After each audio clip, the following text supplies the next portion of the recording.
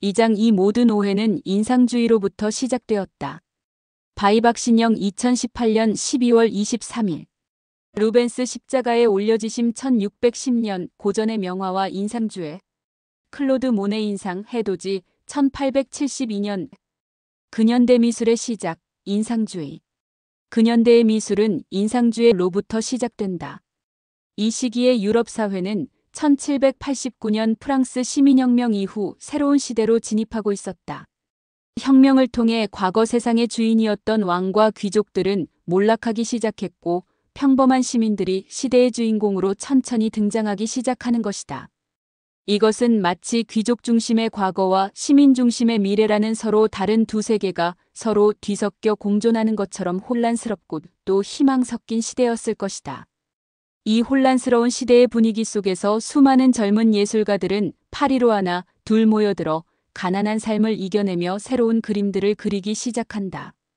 이 젊은 화가들이 그리기 시작한 새로운 그림들은 이후 근현대 미술의 방향을 결정짓게 되는데 인상주의는 그 첫 시작이 되는 사조이다.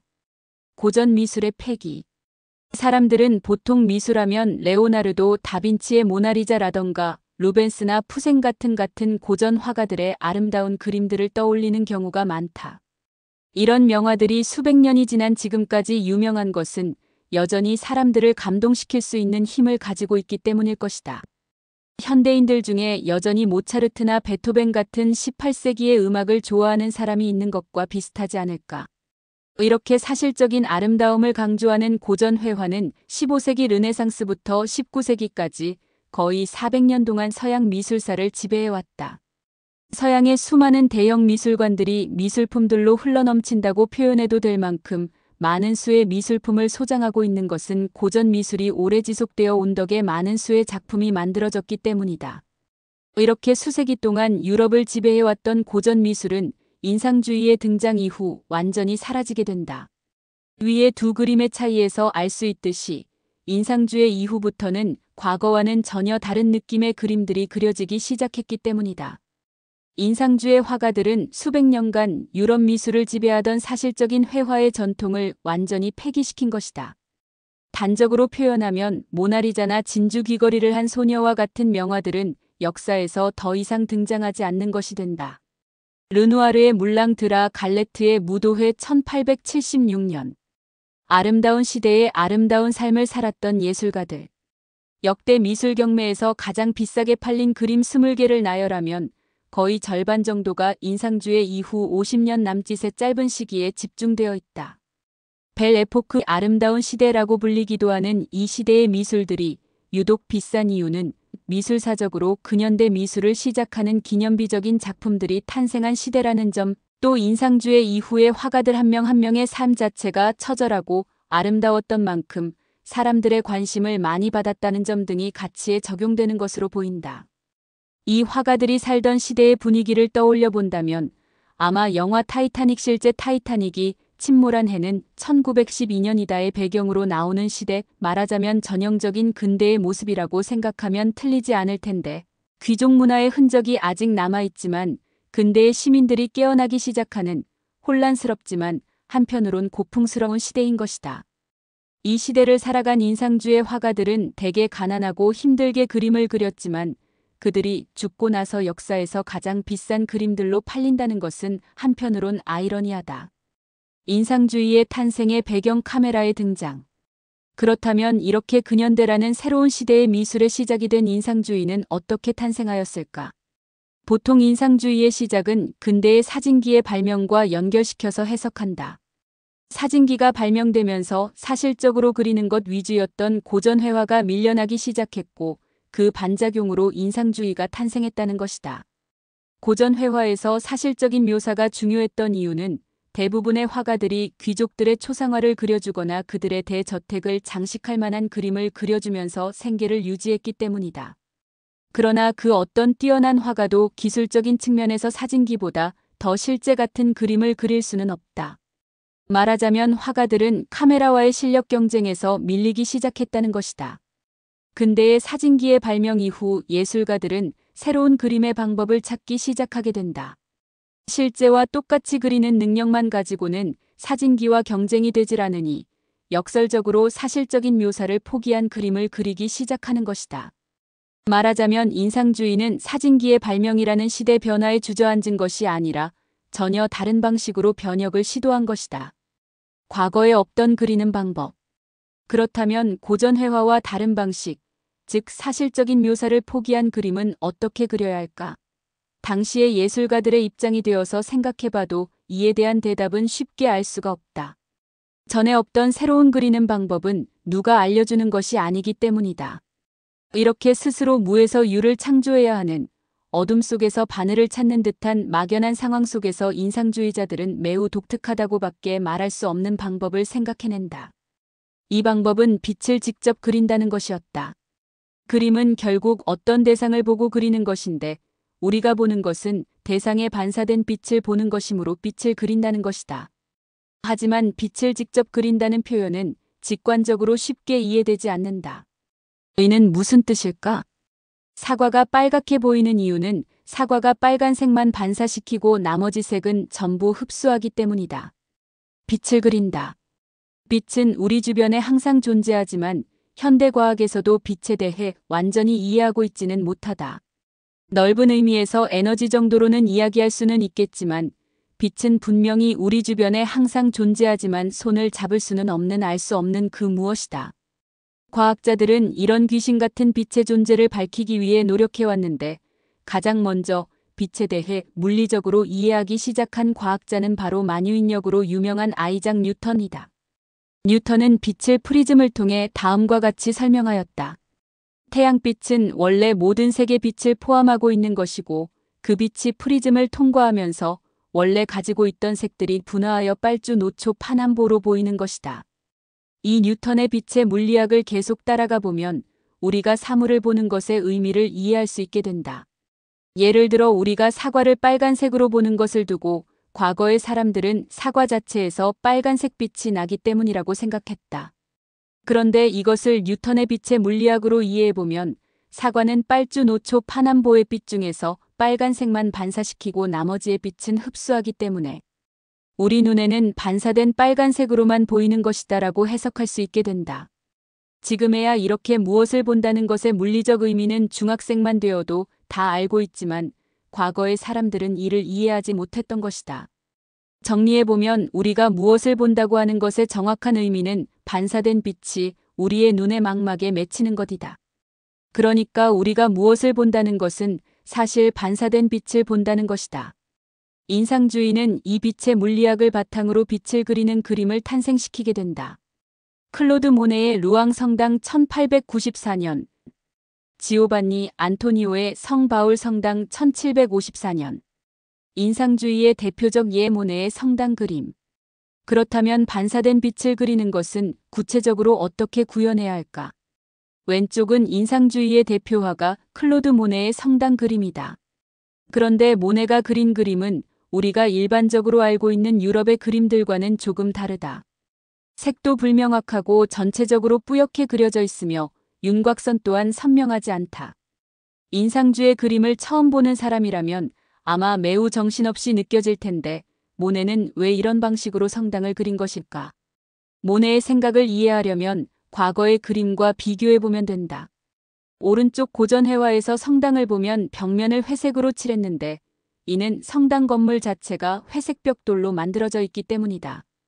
누구라도 위와 같은 성당을 크레파스로 그리라고 하면 회색 크레파스를 집어서 성당 전체를 회색으로 칠할 것이다.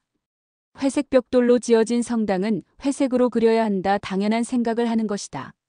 그런데 인상주의자인 모네는 접근 방식이 조금 달랐다.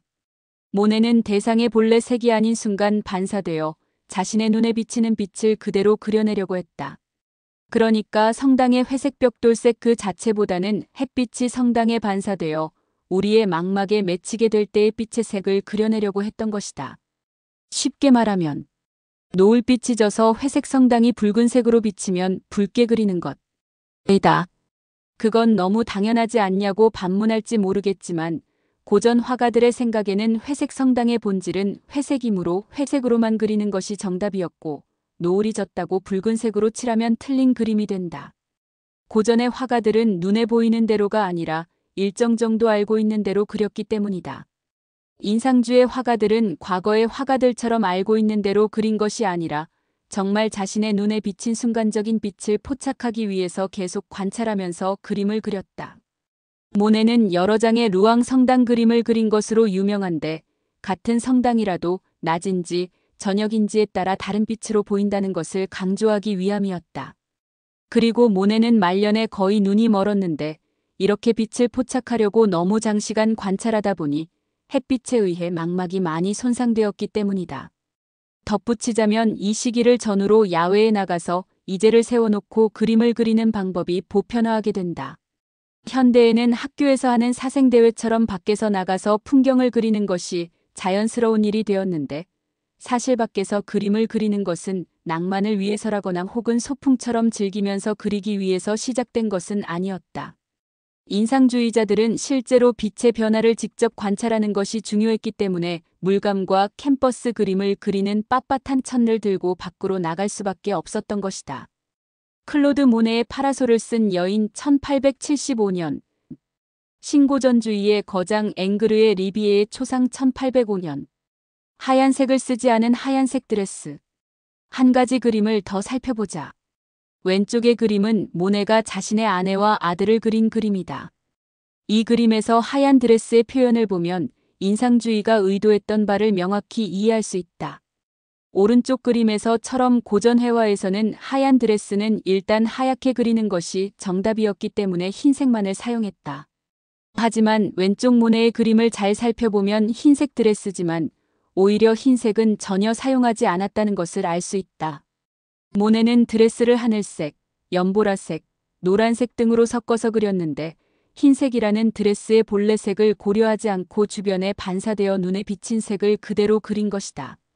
분명 흰색은 전혀 사용하지 않았지만 우리는 여전히 그녀가 흰색 드레스를 입고 있다고 인식할 수 있다. 실제로 맑은 날 밖에서 하얀색 옷을 입은 사람을 유심히 관찰해보면 푸른 하늘빛이 흰색 옷에 비쳐 약간 푸르게 보인다는 것을 알 수 있는데 모네는 그렇게 반사된 빛을 그리려고 한 것이다. 또 한 가지는 붓질이다.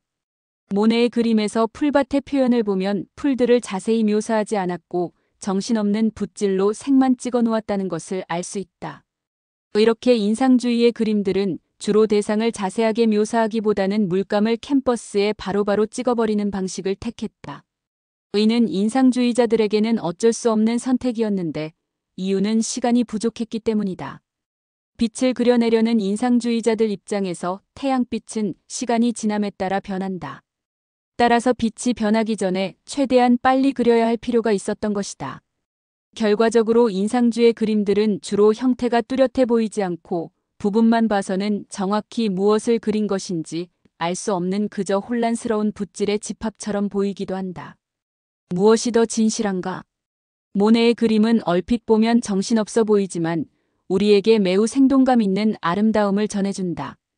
반대로 고전 미술에서처럼 풀과 꽃들을 하나하나 완벽하고 사실적으로 묘사하는 것이 우리가 실제로 풀밭을 바라볼 때의 감상을 더 정확히 전달한다고 할 수 있을까? 정확한 묘사가 반드시 정확한 감상을 전달하는 것은 아니다.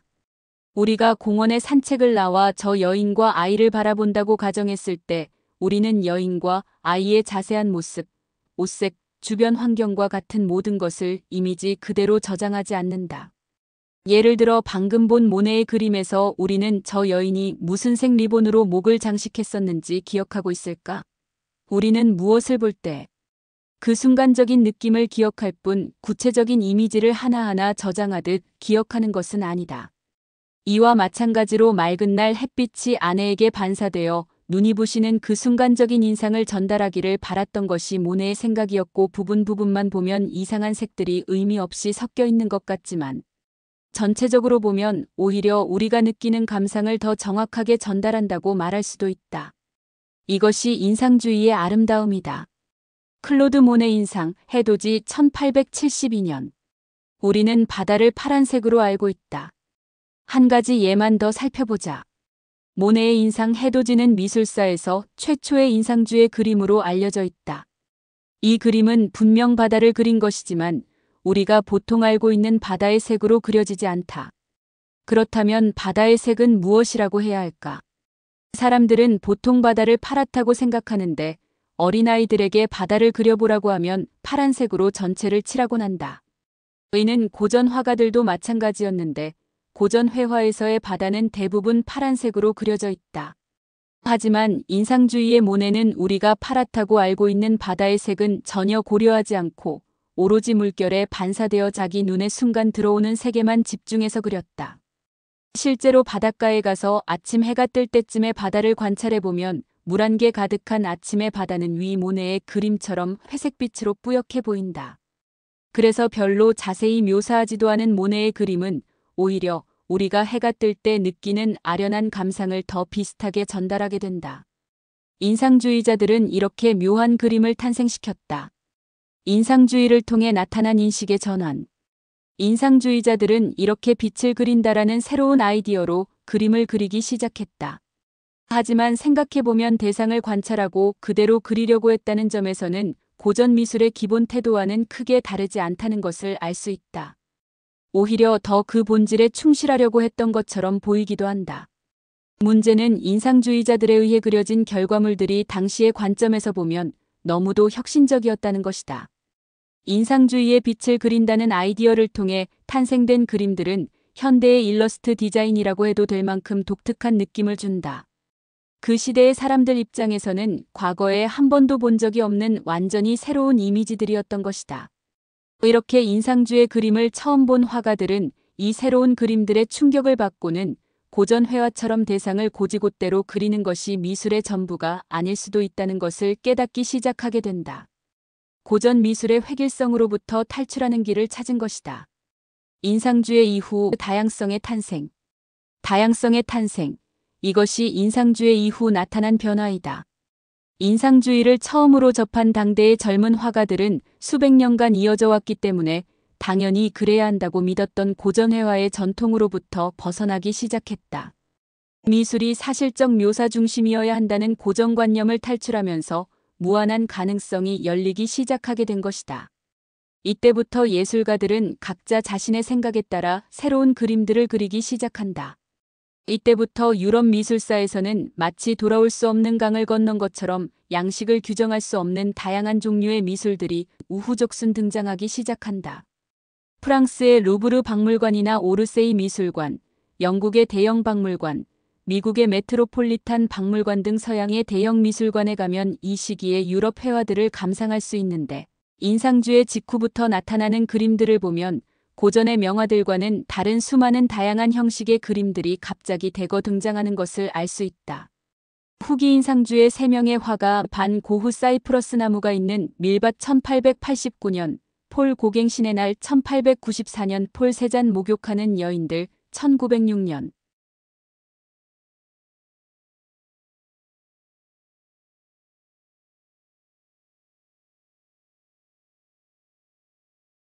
후기 인상주의 이후 나타난 다양성의 현상은 인상주의 직후 미술인 후기 인상주의에서부터 나타나기 시작한다. 위의 세 그림은 대표적인 후기 인상주의 화가 고흐, 고갱, 세잔의 그림이다. 이 인상주의 직후 3명의 화가의 그림 보면 3인 3색이라고 할 수 있을 만큼 각자 전부 완전히 다른 그림을 그리고 있었다는 것을 알 수 있다. 물론 이 변화는 지금의 입장에서 보면 큰 변화가 아니라고 생각할 수도 있겠지만 모나리자와 같은 사실적 고전 회화가 수백 년 동안 지속되어 오던 과거의 시점에서 보면 도저히 이해할 수 없는 다양한 그림들이 갑자기 탄생하기 시작한 것이다. 미술사에서 후기 인상주의를 왜 후기 인상주의라고 부르게 되었는지 자체로 당시의 상황을 말해준다. 후기 인상주의는 인상주의처럼 어떤 하나의 아이디어로 통일된 미술 형식을 부르는 말이 아니다. 후기 인상주의는 인상주의 이후에 여러 예술가들이 각자 자기만의 회화를 발전시켜 나가는 현상을 통칭한 것인데 인상주의 직후의 화가들의 그림에서 나타나는 현상들이 워낙 다양하고 복잡하기 때문에 그냥 인상주의 이후 나타난 여러 그림들이라는 의미에서 억지로 하나의 집합으로 묶어놓은 것이다. 예컨대 위 3명의 예술가를 후기 인상주의로 묶은 것은 서로 스타일이 비슷해서 묶은 것이 아니라 그저 인상주의 직후에 나타난 여러 화가들을 한 다발로 묶어서 미술사에 억지로라도 정리해 놓기 위해 그렇게 부른 것에 불과하다는 것이다. 그리고 이 고후, 고갱, 세잔 3명 외에도 역사에 남지 못한 수많은 인상주의 직후의 후기 인상주의 화가들이 있었다. 실제로 미술관에서 인상주의 직후 1880년대부터 1900년까지 20년간의 미술들을 유심히 살펴보면 이게 당시에 그려진 회화가 맞나 싶을 만큼 알 수 없는 독특한 회화들이 섞여 있는 것을 볼 수 있는데, 이들이야말로 미술이 인상주의 직후 다양하게 분화하는 현상을 잘 보여준다. 다만 이들이 보통 후기 인상주의 화가로 알려지지 않은 것은 고후, 고갱, 세잔처럼 후대에 유명해지지 못했기 때문이다. 변화하기 시작한 근현대의 미술 서사성의 붕괴. 이렇게 인상주의 이후 시작된 다양성의 현상은 우리가 사는 현대까지 이어져 오고 있다. 현대 미술이 다양성을 갖게 된 것은 결국 인상주의가 그 기틀을 마련했다고 볼 수 있을 텐데, 아마 모네를 주축으로 한 인상주의자들은 자신들이 이 정도까지 미술사를 바꾸게 될 줄은 몰랐을 것이다. 다양성의 급증은 다르게 표현하면 서사성의 종말이다. 인상주의 직후인 후기 인상주의자들의 그림에서부터 이미 서로 완전히 다른 형식들로 거미줄처럼 뻗어가고 있으니까 시간의 흐름에 따라 하나의 이야기로 진행되는 것을 기본으로 하는 서사성이 사라지는 것이다. 인상주의 이후 이어졌던 여러 사조들을 대략적인 시대순으로 나열하면 아래와 같이 된다. 인상주의 1870에서 1920년, 후기 인상주의 1886에서 1920년, 표현주의 1893에서 1930년, 야수주의 1905에서 1910년, 입체주의 1907에서 1920년. 위의 사조 구분에 나타나는 것처럼 인상주의 이후부터는 한 사조가 완전히 시대를 점령하는 것이 아니라 여러 사조가 동시다발적으로 탄생하게 된다. 인상주의가 첫 발을 내디딘 후부터는 보통 10년 사이에 여러 개의 사조가 동시다발적으로 탄생한 후 계속 중첩되어 진행되는 것이다.